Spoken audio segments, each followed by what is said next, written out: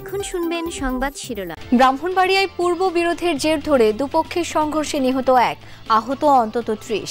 Police ও সেনাবাহিনীর চেষ্টায় পরিস্থিতি নিয়ন্ত্রণে। শরীয়তপুরে আওয়ামী লীগ কর্মীদের এনসিপিতে যোগদান নিয়ে তোলপাড়। অপরাধে জড়াননি এমন যে কেউই রাজনীতি করার অধিকার রাখেন বলছেন জেলা সমন্বয়কারী। গাজীপুর 1 আসনে বিএনপিতে সক্রিয় আওয়ামী লীগের কর্মী, সমর্থক আর সুবিধাভোগীরা।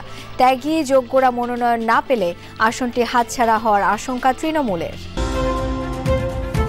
মধ্যরাতে শেষ হচ্ছে মাছ ধরায় 22 দিনের নিষেধাজ্ঞা। নদী ও সাগরে নামার প্রস্তুতি নিচ্ছেন জেলেরা। কাঙ্ক্ষিত ইলিশ মেলার প্রত্যাশা। পাখির কলতানে মুখর সিরাজগঞ্জের বেলকুচি ও চলনবিল। নিরাপত্তা আর পর্যাপ্ত খাদ্য থাকায় ভিড় জমাচ্ছে পরিযায়ীরা। আসসালামু আলাইকুম।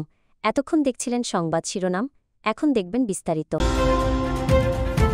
ব্রাহ্মণবাড়িয়ায় ভাইদের বিবাদকে কেন্দ্র করে গ্রামবাসী দুপক্ষের সংঘর্ষে মারা গেছে 1 জন, আহত হয়েছেন অন্তত 30 জন। ঘণ্টা তিনেকের সংঘর্ষে বেশ কয়েকটি বাড়িঘর ভাঙচুর ও আগুন দেওয়া হয়। খবর পেয়ে পুলিশ ও সেনাবাহিনী পরিস্থিতি নিয়ন্ত্রণে আনে।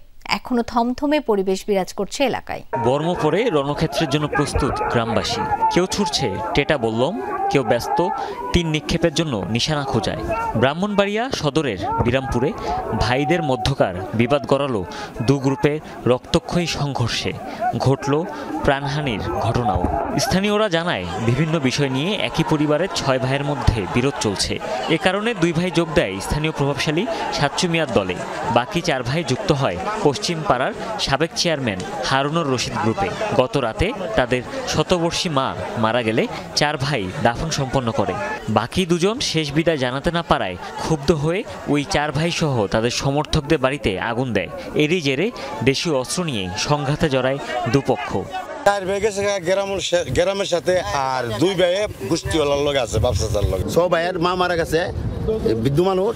তখন 2 ভাইয়ে তখন মারে দেখন লাগে, তখন কইছে যে হয়েছে না হয়েছে আমরা মারি দুমু। এই কথা কইছে, দেখে কইছে না মারি দন দিত না।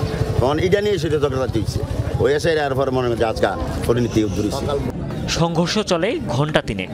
কেন্দ্রীয় নেতারা বলছেন 24-এর গণ অভ্যুত্থানের আগে আওয়ামী লীগ ও ছাত্রলীগের সাথে জড়িত কেউ এনসিপিতে যোগ দিতে পারবে না। অথচ শরীয়তপুরে আওয়ামী লীগের কর্মী সমর্থকদের ফুল দিয়ে দলে স্বাগত জানিয়েছেন ওই জেলায় এনসিপির প্রধান সমন্বয়কারী। এই নিয়ে চলছে ব্যাপক আলোচনা সমালোচনা।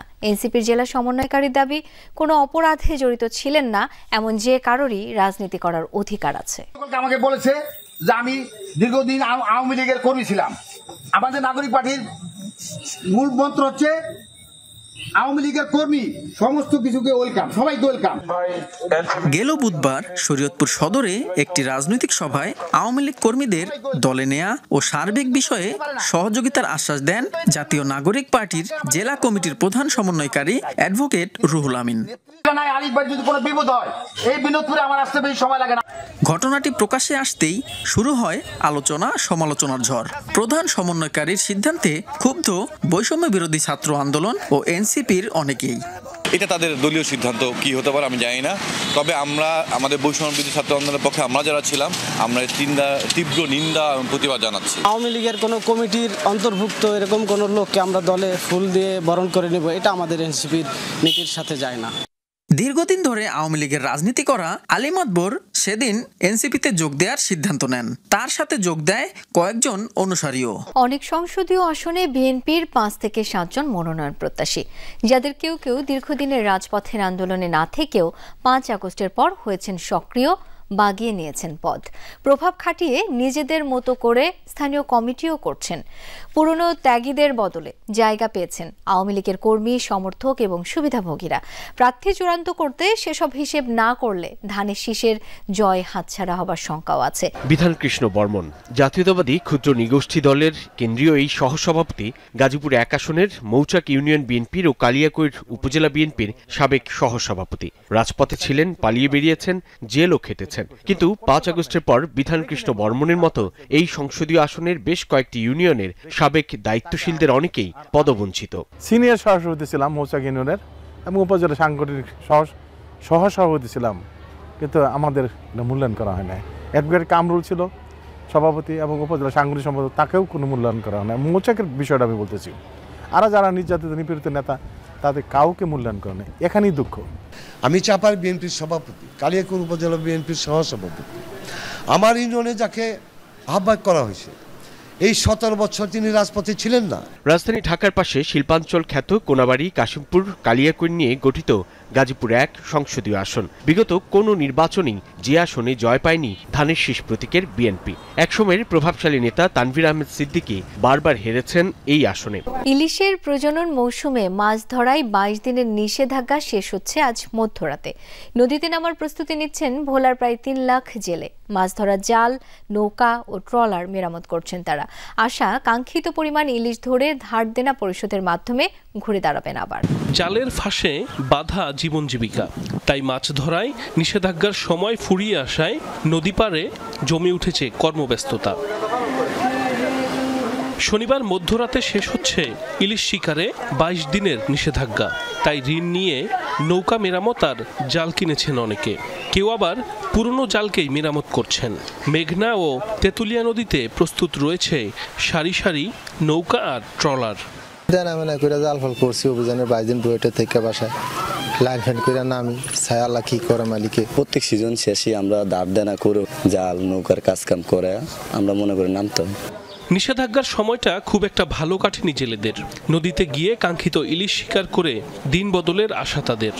সরকার আমাদের 25 কেজি চাল দিচ্ছে, এদিকে সংসার চলে দেনা বেনা করে সবার করছি, মাসের দেনা বেনা বাড়ি করে ছাড়ে না। লোন লইছি 60,000 টাকা, 60,000 টাকা লোন লইছি। মনে করেন আমরা নদীতে নামবো, আল্লাহ যদি মাছ দেয় তো আর কোনো কথা নেই, আমরা ঋণ পরিশোধ করতে পারবো। মৎস্য কর্মকর্তার দাবি, চলতি মৌসুমে মা ইলিশ রক্ষায় সফল হয়েছে তাদের অভিযান। শীত আসার আগেই দেশের বিভিন্ন এলাকায় ভিড় করেছে পরিযায়ী পাখি। চলনবিল ও সিরাজগঞ্জের বিভিন্ন এলাকা জুড়ে এখন পাখির কলরব। সকাল সন্ধ্যা দেখা মিলছে ব্যস্ত পাখিদের। গাছের মগডালে আবাস গড়ে তুলেছে তারা। পাখি প্রেমীরা বলছেন, নিরাপত্তা আর খাদ্যে প্রাচুর্য থাকায় বাড়ছে পাখি। মৃদু কুয়াশা গায়ে মেখে ভোরের আড়মোড় ভাঙছে প্রকৃতি। শীতের অপেক্ষা। চলনবিলে এখন সকাল আসে পাখির কলতানে। কথায় আছে, যে পাখি খাঁচায় থাকে না তার হারিয়ে যাওয়ারও ভয় নেই। তাই বারবার বাংলার প্রকৃতির টানে ফিরে আসে পরিযায়ীরা। পূব আকাশে আলোর রেখা ফুটে উঠতেই জেগে ওঠা নীল আকাশ আর ডানার নির্ভরতা। স্বাধীন উড়ানে সুর খুঁজে নেয় মুক্ত পাখি। গরমের তীব্রতা কমতে শুরু করলেই চলনবিল জুড়ে ভিড় করে পরিযায়ীরা। ঝাঁকে ঝাঁকে পাখির কোলাহলে মুখর হয়ে ওঠে চারপাশ। শামুক খোল, বালিহাঁস, রাতচড়া, ত্রিশূল বক, নীলশির, লালশির, কোড়া, সরালি সহ নাম না জানা হাজারো পাখি। শহুরে কোলাহল থেকে দূরে প্রকৃতির কাছাকাছি পাখি দেখেই সময় কাটিয়ে দেন কত পথিক। এই সৌন্দর্যটা দেখে কাজের ক্লান্তিটা অনেকটাই দূর হয়ে যায়। তাদের শব্দ এবং তাদের এখানে বাসা বাঁধা বা সবকিছু একটা অন্যরকম প্রাকৃতিক পরিবেশ, খুব সুন্দর লাগে আর কি। সিরাজগঞ্জের বেলকুচি উপজেলা চত্বর, চালা, মুকুন্দগাতি, তারাস উপজেলার উলিপুর, শোলাপাড়া, মালসিন সহ অন্তত 30টি গ্রামে জড়ো হয়েছে পাখিরা।